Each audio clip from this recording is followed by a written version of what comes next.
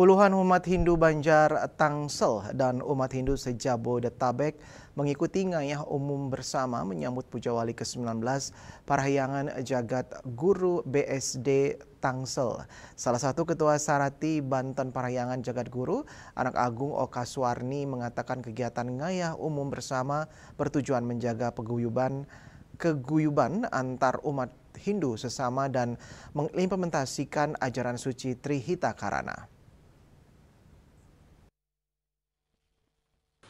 Puluhan umat Hindu Banjar Tangerang Selatan dan juga umat Hindu se-Jabodetabek mengikuti kegiatan ngayah umum bersama sambut Puja Wali yang ke-19 Parahyangan Jagat Guru BSD Tangsel. Kegiatan ngayah umum diantaranya menjajahitan sarana upacara, membuat pejati, membuat canang, membuat sampian penjor dan banten Segaran Agung.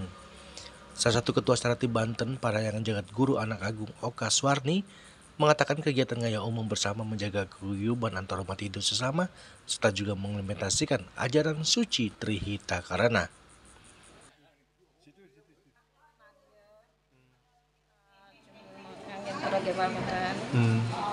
Makin seratinya ngayah mau jajahitan.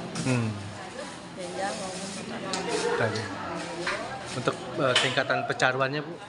Mancasate. Oh, pecaruan Pancasate ya, Bu? Oke, Mancasate. Dan harmonis dengan harmonis dengan umat yang netiosan saking banyak tiosan.